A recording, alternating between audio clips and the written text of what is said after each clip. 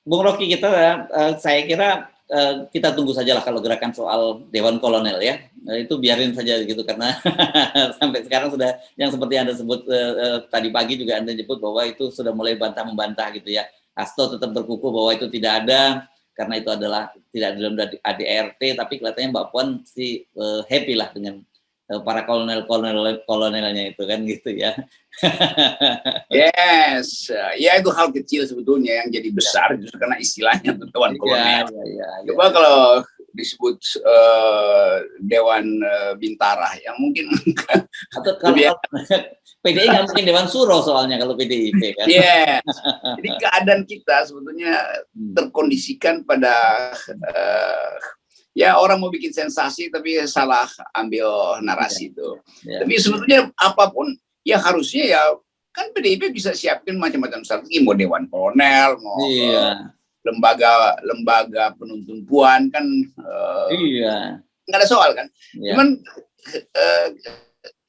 Indonesia tuh peka dengan istilah itu. Loh, atau akhirnya ini siapa sih ini, apa nggak belajar sejarah tuh pakai istilah itu.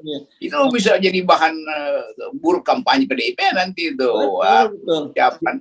Jadi udahlah itu kita yang lebih menegangkan sebenarnya kondisi Dewan Papua nih. Iya, Dewan Papua itu lebih serius. Jadi saya kira lebih sana kalau ini udahlah lepas walaupun ini bulan Desember gitu dan kita pasti selalu teringat soal Dewan Jenderal gitu, tapi saya kira ini teman-teman PDI silakan diselesaikanlah secara adat gitu. Tapi yang kita jauh lebih serius saya kira di Papua ya. Hari ini situasi di Papua memanas ya. Ini karena penetapan Lukas NMB Gubernur Papua sebagai tersangka. Itu karena tersangka gratifikasi 1 miliar. Tapi kemudian kemarin pengumumannya menjadi sangat serius karena itu langsung diumumkan oleh Pak Mahfud MD gitu bersama dengan KPK dan PPATK. Kan biasanya kasus-kasus begini cukup juru bicara dari KPK lah yang menyampaikan. Jadi kita kemudian nggak salah kalau orang curiga ini ada apa ya, kenapa sampai Pak Mahfud turun tangan sendiri menggandeng KPK dan PPATK langsung gitu. Ya itu masalahnya. Ini variabel Papua ini kan selalu ada variabel internasional tuh. Dan justru yang berbahaya kalau hal yang teknis korupsi itu langsung dikaitkan dengan masalah politik nasional maupun global. Nah, menurut saya kesalahan istana itu memasang Pak Mahfud sebagai pemberi keterangan kan. Orang bingung ini ngapain sih? Ya biarin aja jaksa, polisi, KPK yang mengucapkan itu. Jadi begitu Pak Mahfud ngomong, itu artinya ada kepentingan istana di dalam urusan gubernur ini, Lukas itu. Dan memang itu yang kemudian dibaca oleh publik melalui reaksi Partai Demokrat yang menganggap oke, jangan pilih kasih ya, jangan tebang pilih kalau soal Papua itu. Kan dari awal kita tahu Papua itu harus dirawat bahkan ditangani dengan cara yang unik gitu, yang spesifik itu tuh. Nah, kalau di bypass ya nanti dibilang ya itu memang korupsi, tapi karena itu jangan halang-halang itu. Lo lain itu orang Papua itu lain cara melihat pemimpinnya kan. Nah karena itu kemudian pengikut Lukas itu udah bergerombol untuk backup dia tuh. Nah kenapa dia di backup? Karena satu paket dengan upaya untuk minta perhatian internasional tentang keadaan Papua. Jadi begitu cara bacanya. Jadi secara strategis keliru taruh Pak Mahfud di situ. Dan publik internasional akan bereaksi itu ada apa di balik itu tuh, persaingan itu demi apa tuh. Papua yang ada di luar negeri juga anak-anak muda itu dengan cepat mengambil isu ini untuk jadikan kampanye kemerdekaan Papua. Itu hal yang udah standar lah. Begitu ada kasus di Papua itu akan dibuka habis-habisan. Sementara kasus mutilasi itu sampai sekarang kelihatannya mau diselesaikan dengan cara apa soal-soal semacam itu. Jadi kebingungan istana untuk mengatasi Papua itu terbaca dari bahasa tubuh Pak Mahfud kemarin. Seolah-olah punya otoritas, tapi saya dapat kesan agak ragu juga tuh, separuh mengancam, dan itu menunggu reaksi dari masyarakat Papua. Papua selalu punya semacam kecurigaan setiap kali istana bicara. Ini saya kira memang mesti hati-hati, apalagi kemudian nggak terlalu salah juga kalau kemudian orang berpikir tentang adanya persoalan politik yang dituding langsung adalah Pak Tito gitu, dan Pak Tito kemarin di Komisi 2 sudah membantahnya. Tapi kemudian kan orang teringat Demokrat juga pernah teriak-teriak pada tahun 2017. Pada waktu itu tiba-tiba foto beredar itu Lukas NMB didampingi oleh Tito, pada waktu itu masih Kapolri, terus ada Pak Budi Gunawan, BIN, dan kemudian yang agak aneh ada Paulus Waterpauw, itu Irjen Pol waktu itu jadi Kapolda Sumatera Utara. Belakangan kita bahwa katanya ada pemaksaan supaya digandeng Paulus Waterpauw ini jadi wakilnya Pak Lukas NMB. Nah ini belakangan ya itu juga terjadi lagi ketika wakil gubernur yang berpasangan dengan Lukas meninggal, katanya juga mau dipaksakan itu lagi. Nah orang juga mengkait-kaitkan soal itu.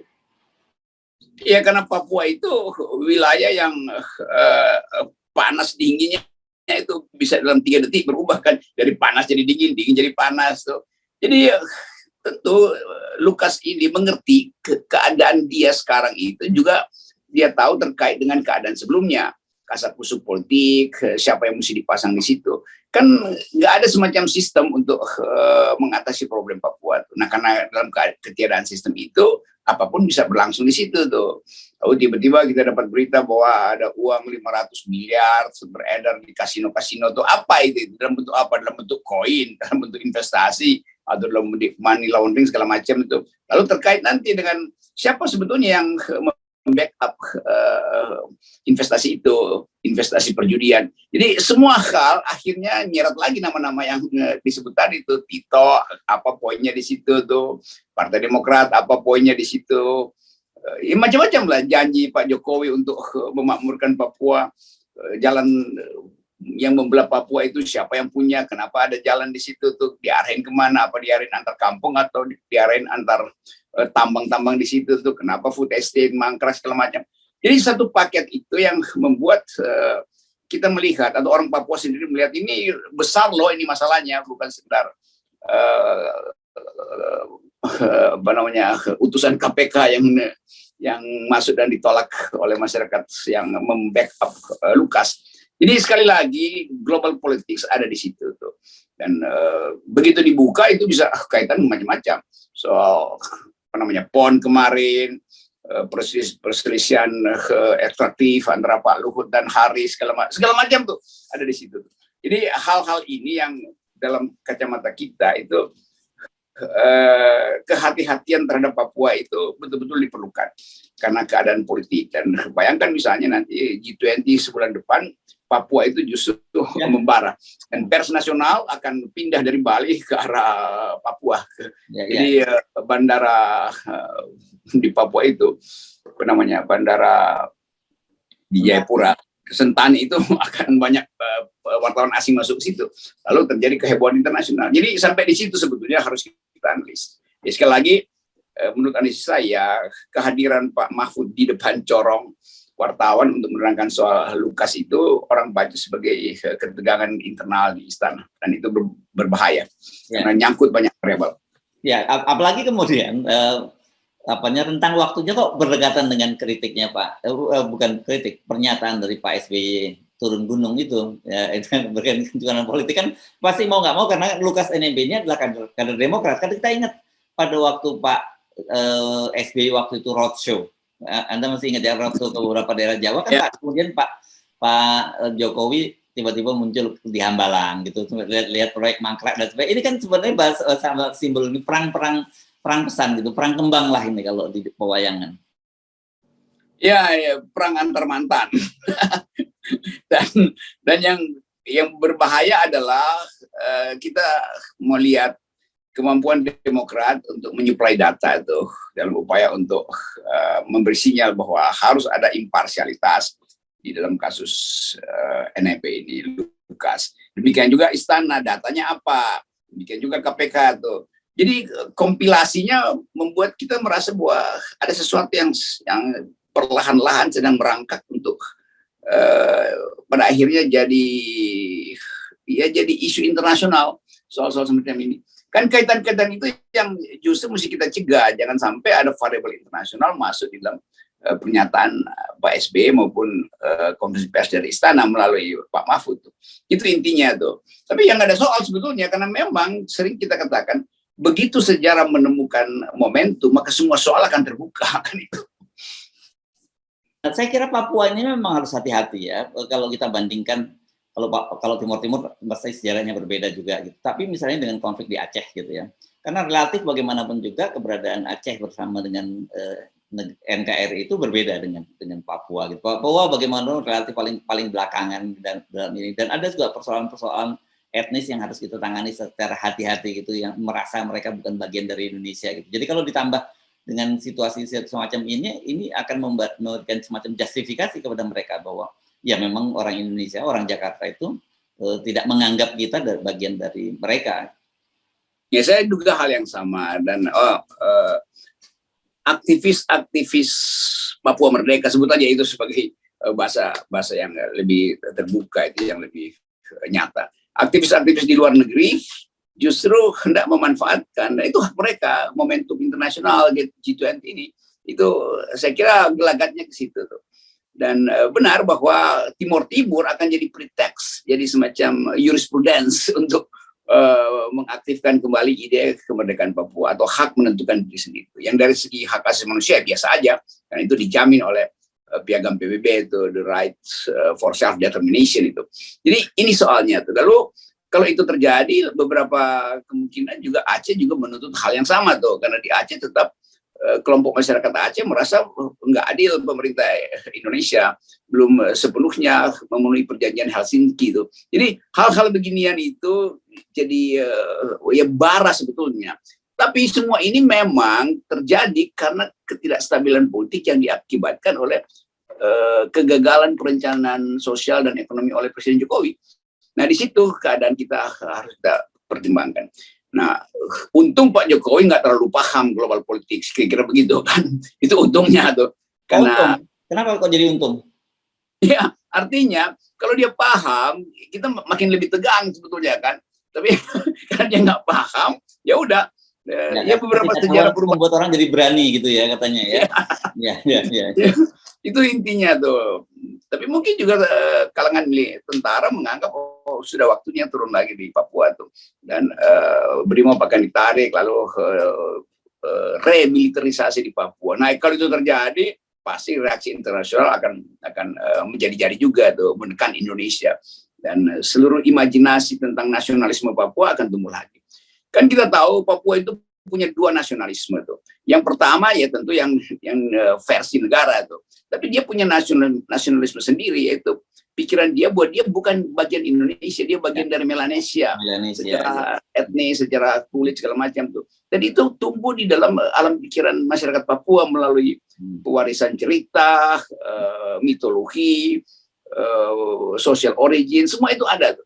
Nah, bahayanya kalau pemerintah tidak paham bahwa Papua juga punya imajinasi sendiri tentang masa depan, itu intinya. Itu kemudian terkait dengan pembagian keuntungan yang memang timpang. Bumi Papua itu menyediakan semua jenis mineral yang bermutu, tapi sampai sekarang pendidikan Papua itu buruk. Jadi hak masyarakat Papua untuk berimajinasi tentang masa depan mereka sendiri. Ya. Dan ini saya terangkan dari segi teori hak asasi manusia, bukan menganggap kita ingin provokasi, enggak. Kita mau supaya peta ini juga dibaca dengan baik oleh para pembuat kebijakan di Merdeka Utara. Iya, jadi saya kira kasus Lukas NMB ini lepas dari persoalan korupsinya. Saya kira persoalan korupsinya seperti juga dikatakan oleh teman-teman Demokrat, mereka tidak akan campur tangan gitu. Tapi yang mereka juga mensyaratkan kalau mau beratas korupsi ya yang serius dong, jangan hanya tumpul pada, jangan tajam hanya kepada ke lawan, tapi juga tumpul kepada kawan. Kan itu yang mereka selalu sampaikan. Dan kalau soal perceived injustice ini, perlakuan tidak adil ini, saya kira itu menjadi persoalan kita bersama, dan khusus untuk warga Papua ini menjadi soal yang jauh lebih serius. Gitu. Iya, jadi beban kan kalau beban hak asasi manusia itu dipakai buat Papua itu 2 kali lipat dari yang bisa kita pakai sebagai ukuran tuh.